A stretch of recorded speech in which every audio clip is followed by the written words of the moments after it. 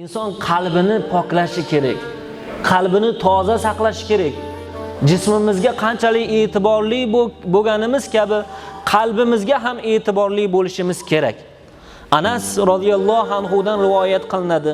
Rasulimiz sollallohu alayhi vasallam bir kuni sahobalariga sizlar Abu Zamzamdek bo'la olmaysizlarmi dedilar. Abu Zamzamdek bo'la olmaysizlarmi deganlarda sahobalar yo Rasululloh bu Abu Zamzam kim edi dedilar. Shunda Rasulimiz alayhissalom Abu Zamzam har kuni erta tongda u Allohga duo qilardi. Allohumma inni qad wahabtu nafsi va irzi lak. Allohim men senga nafsimni va obro'yimni topshirdim dedilar. Abu Zamzamni birov so'ksa, u so'kmas edi deydi. Birov unga zulm qilsa, u zulm qilmas edi.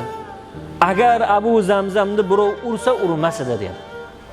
Har kuni u zot shunaqa der ekanlar. Allohim nafsimni, obro'yimni senga topshirdim. Qalblarini pokiza saqlagan ekanlar-da. Shuning uchun Rasulimiz alayhissalom Abu Zamzam deb bo'la olmaysizlarmi deyapti.